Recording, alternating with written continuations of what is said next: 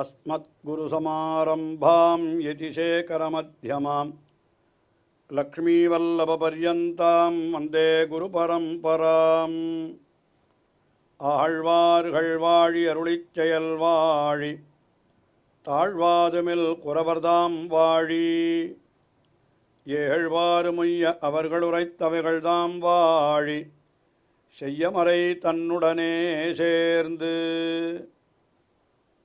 அகில புவன ஜன்மஸ்தேம பங்காதிலீலே வினத விவிதபூதௌராதரக்ஷைகதீக்ஷே श्रुतिशिरसि विदीप्ते ब्रह्मणि श्रीनिवासे भवतु मम परस्मिन् शेमुषी भक्तिरूपा अगलगिल्ले निरयिमिन् अलर्मेल मंगै उரைமார்பா நிகரில் புகழாய் உலகம் உன்னுடையாய் என்னையாழ்வானே நிகரிலமரர் முனிக்கணங்கள் விரும்பும் திருவேங்கடத்தானே புகழொன்னில்லா வடியேன் உன்னடிக்கு இழமர்ந்து புகுந்தேனே.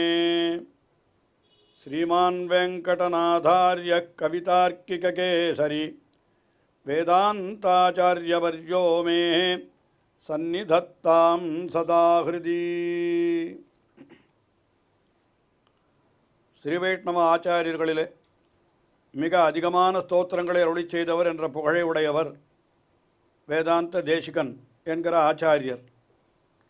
அவர் பல பல ஸ்தோத்திரங்களை அருளி செய்திருந்தாலும் மகாவீர வைபவம் என்ற ஒரு ஸ்தோத்திரம், அது ராமபிரானை குறித்து அருளி செய்யப்பட்ட ஸ்தோத்திரம். அது ஆனால் இந்த ஸ்தோத்திரம் மட்டும்தான் உரைநடையிலே அமைந்திருக்கிறது. இது ரகுவீர கத்தியம் என்றும் வழங்கப்பெறுகிறது. கத்தியம் என்றால் உரைநடை, மற்றது எல்லாம் ஸ்லோகரூபமாய் அமைந்திருக்கும். இது மட்டும் உரைநடையிலே அமைந்திருக்கும். ஒரே ஒரு கிரந்தம் மட்டும்தான் இப்படி உரைநடையிலே ஸ்தோத்திரமாக அமைந்திருக்கிறது. சம்ஸ்கிருதத்திலேயே உரைநடை ஸ்தோத்திரங்கள் என்பவை மிக மிக குறைவு. கத்திய காவியங்கள் மிக மிக வடமொழியிலே குறைவாகத்தான் இருக்கின்றன. வேதாந்த தேசிகன் அருளி செய்த இந்த கத்திய காவியம், அது காரணம் என்னன்னா, ஏன் குறைவாக இருக்கின்றன, அது கத்தியத்தில் நிறைய, அதாவது அதை இயற்றுவதற்கு நிறைய விதிமுறைகள் எல்லாம் உண்டு. அவற்றையெல்லாம் பின்பற்ற வேண்டும். அதில் அந்த சப்தங்கள் எல்லாம் சொல்லுகிற பொழுது அதை பிராசம் என்று சொல்லுவார்கள், ஆங்கிலத்திலே அல்லிட்டரேஷன் என்று சொல்லுவார்கள், தமிழிலே எதுகை மோனை என்றெல்லாம் சொல்லுகிறோம். அப்படிப்பட்ட சொற்கள் அமைந்திருக்க வேண்டும். அது அப்படிப்பட்ட சொற்களாலே கத்தியத்தை அமைக்க வேண்டும் என்று ஒரு வரம்பு இருக்கிறது. அதனால் கத்திய காவியங்கள் மிக குறைவாகத்தான் இருக்கின்றன.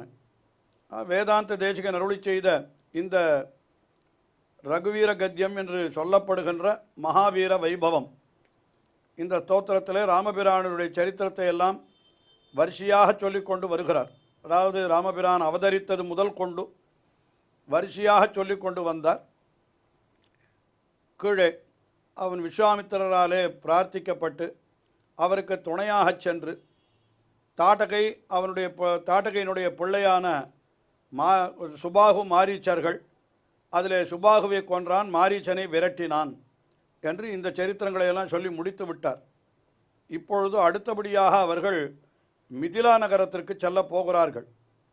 போகிற வழியிலே அங்கே அகல்யா சாப விமோச்சனம் என்கிற நிகழ்ச்சி நடைபெறுகிறது. அதாவது கௌதமருடைய பத்தினி அகல்யை என்று இருந்தால், அந்த அகல்யைக்கு ஒரு களங்கம் ஏற்பட்டது. இந்திரன் என்ன பண்ணினான்னா, இவருடைய இந்த முனிவருடைய ரூபத்திலேயே வந்து அந்த அவளோடு அவன் கூட நினைத்தான். அந்த சமயத்திலே கௌதமரும் வந்து விட்டார். ஆனால் இந்திரன் பயந்து ஓடிவிட்டான். ஆனால் இவர் தன்னுடைய மனைவி மீது கோபம் கொண்டு அந்த அகல்யை நீ கல்லாய் போவாயாகான்னு சபித்து விட்டார். அவள் நான் என்ன செய்வேன் எனக்கு தெரியாது என்று அவள் கேட்டபொழுது, எப்பொழுது ராமபிரான் இந்த வழியாக வந்து தன்னுடைய திருவடிகளை உன் மீது வைக்கிறானோ அதுவரை நீ கல்லாகத்தான் இருக்க வேண்டும். அப்பொழுதுதான் உனக்கு சுயரூபம் எப்பொழுது வெளியிலே வரும் என்னால் ராமபிரானுடைய திருவடி பட்ட பிற்பாடு தான் வரும் என்பதாக அந்த சாபத்திற்கு ஒரு முடிவையும் அவரே சொல்லிவிட்டார், கௌதம மகர்ஷியே. அப்படி ராமபிரான் வந்தான். அந்த கல் மேலே தன்னுடைய திருவடிகளை வைத்தான். இவனுடைய திருவடிகளிலே இருந்த துகள் பட்டவுடனே அந்த கல் ஒரு பெண்ணாகி வந்தது. அவள்தான் அகல்யை. அவள் ராமபிரானை துதித்தாள். இதுதான் நடந்த நிகழ்ச்சி. இந்த நிகழ்ச்சியினை ஒரு வாக்கியத்தாலே தெரிவிக்கிறார். இது ரகுவீர கத்தியம் என்கிற மகாவீர வைபவத்தில் நாம் எண்ணிக்கையிலே பார்த்தோமானால் இது 12வது வாக்கியமாக கொள்ளுகிறோம். இந்த 12வது வாக்கியத்திலே அகல்யா சாப விமோசனம் சொல்லப்படுகிறது. அதாவது உன்னுடைய திருவடி துகளாலே பெண் ரூபத்தை அடைந்த, அதாவது தன்னுடைய சுயரூபத்தை அடைந்த அகல்யினாலே துதிக்கப்பட்டவனே என்று இந்த வரியிலே இந்த வாக்கியத்திலே தெரிவிக்கிறார் வேதாந்த தேசிகன்.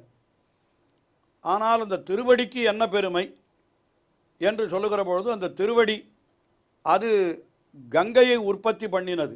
அந்த திருவடியிலிருந்து தானே கங்கை ஏற்பட்டது.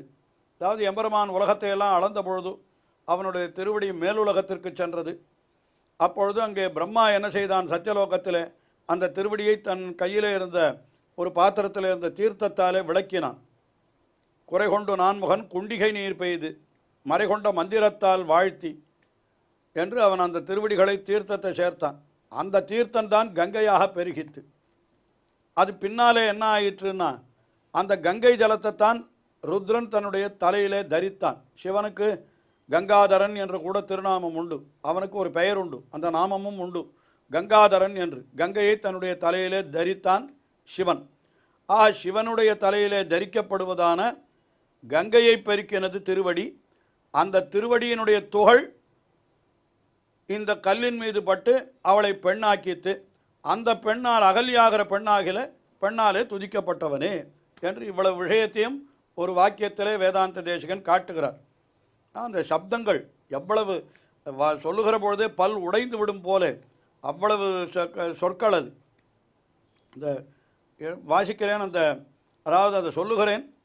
அந்த 12வது வாக்கியத்தை நீங்களே கேளுங்கள்.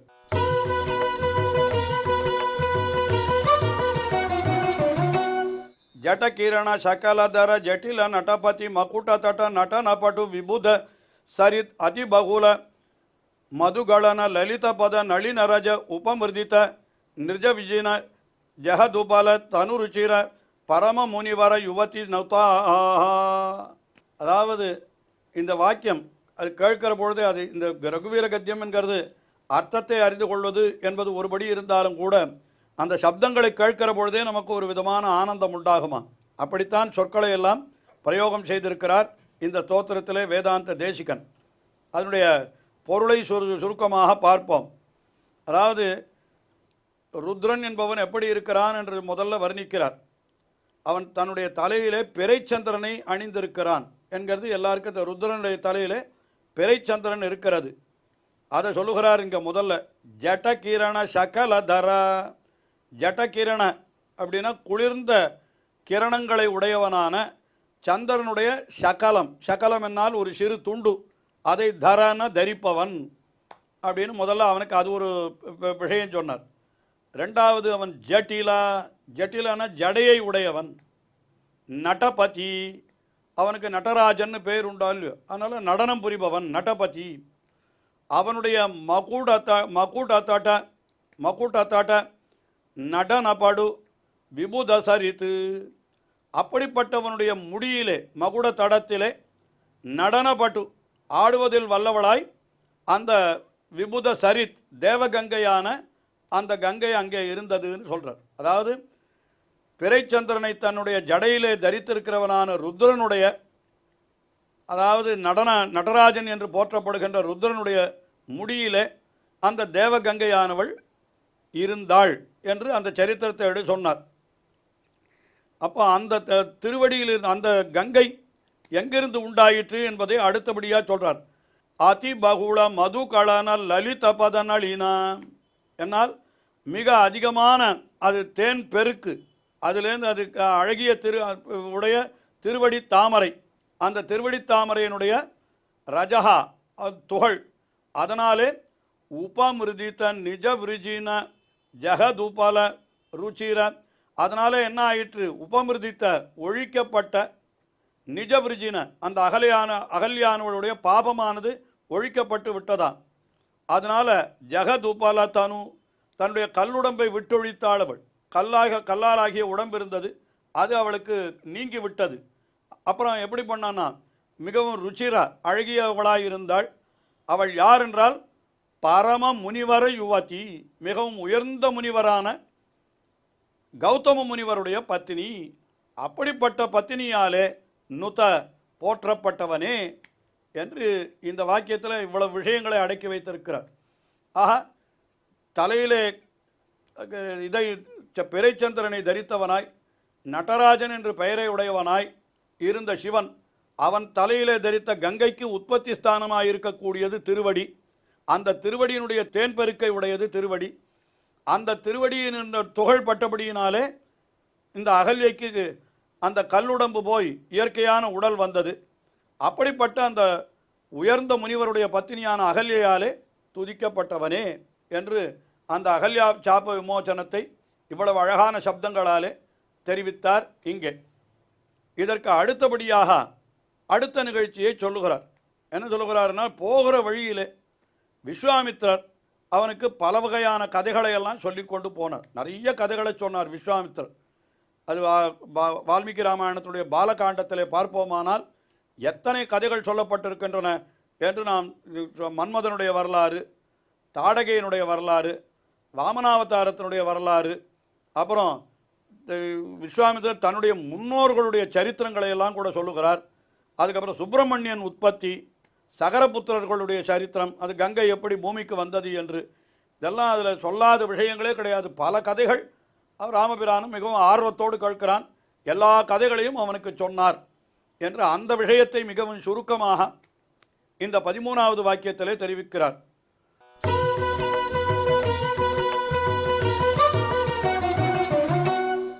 குஷிகசுத கதித விதித நவ விவித கதா. குஷிகசுதன் என்னால் அது குஷிகர், அவருடைய பிள்ளைதான் இவர் விஸ்வாமித்தர். அதனால்தான் இவருக்கு கௌஷிகர் என்னும் பெயர் ஏற்பட்டது. அந்த குஷிகசுத கதித குஷிகருடைய பிள்ளையான விஸ்வாமித்திரராலே சொல்லப்பட்ட கதைகளை கேட்டு அறிந்து கொண்டான். விதித்த எதை அறிந்து கொண்டான்? நவவிவித கதா, மிகவும் புதியதாய், அதாவது இதுவரைக்கும் அவன் கேட்காத விஷயங்கள், அப்படிப்பட்ட கதைகளை இவன் கேட்டான். அதனால் விவித கதா, அப்படிப்பட்ட கதைகளை உடையவனே, விஸ்வாமித்திரராலே சொல்லப்பட்டு அறிந்து கொள்ளப்பட்ட மிகவும் புதிய கதைகளை உடையவனே என்றால் என்ன அர்த்தம்? அந்த புதிய கதைகளை கேட்டவனே என்று, விஸ்வாமித்திரராலே சொல்லப்பட்ட கதைகளையெல்லாம் கேட்டவனே என்று அத்தை சொல்லுகிறார். அதற்கு பிறகு எல்லோருமாக அந்த மிதிலா நகரத்திற்கு உள்ளே செல்லுகிறார்கள். மிதிலா நகரத்திற்கு செல்லுகிற பொழுதோ அந்த மிதிலா நகரத்தில் இருந்தவர்கள் அத்தனை பேருடைய கண்களும் ராமபிரானையே மொய்த்து கொண்டிருந்தனவாம். என்ன அழகு, என்ன அழகு, என்ன அழகு என்று அப்படியே அந்த இவனுடைய அழகை அவர்கள் தங்களுடைய கண்களாலே பருக ஆரம்பித்தார்கள். மிதிலா நகரத்தில் இருக்கக்கூடிய அத்தனை பேரும் அதை அப்படியே ஒரு வாக்கியத்திலே தெரிவிக்கிறார்.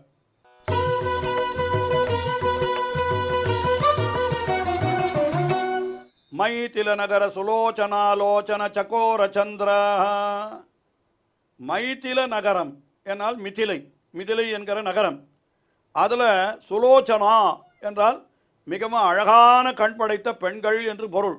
அத்தனை பெண்களுடைய கண்ணாகிய லோச்சன, அந்த கண்களுக்கு இவன் எப்படி இருந்தான்னு கேட்டால் சகோர சந்திர, கண்களாகிய சகோர பறவை என்றார். அதாவது சகோர பறவை என்று ஒரு பறவை உண்டு. அது என்ன பண்ணுமான்னா, அந்த சந்திரனுடைய கிரணங்களை மட்டுமே தனக்கு உணவாக கொள்ளுமா, அதையே எப்பொழுதும் எதிர்பார்த்து கொண்டு இருக்குமா. அதுபோல மிதிலா நகரத்தில் இருந்த பெண்களுடைய கண்களெல்லாம் இப்பொழுது சகோர பறவை மாதிரி ஆகிவிட்டது. இவன் யார் என்னால் இவன் ராமச்சந்திரன், ராமனாகிய சந்திரன். ஆயினாலே எப்படி சகோர பறவைகள் அந்த சந்திரனுடைய கிரணங்களை பருகுவதிலே ஆர்வத்தோடு இருக்குமோ, அதுபோல இந்த சந்திரனைப் போல இருக்கிற ராமபிரானுடைய அழகை பருவதிலே ஆர்வத்தோடு இருந்தார்கள் அந்த மிதிலா நகரத்து பெண்கள், அழகிய கண்களை உடைய பெண்கள் என்று அந்த விஷயத்தை இங்கே தெரிவித்தார். மைதில நகர சுலோச்சனாலோச்சன சகோர சந்திரா என்று அந்த அர்த்தத்தை தெரிவித்தார். தொடர்ந்து அனுபவிப்போம். ஸ்ரீயக்காந்தாய கல்யாண நிதயே நிதயேர்த்தினாம் ஸ்ரீவேங்கட நிவாசாய ஸ்ரீனிவாசாய மங்களம். ஸ்ரீமத் சுந்தரஜாமா திருமுனிமான் சவாசினே சர்வலோக நிவாசாய ஸ்ரீனிவாசாய மங்களம்.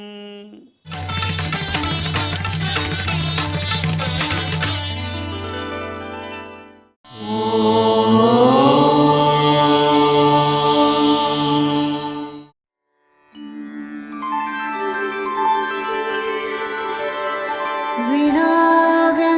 विनाव्यङ्कटेशं ननाथो ननाथः सदा व्यङ्कटेशं स्मरामि स्मरामि।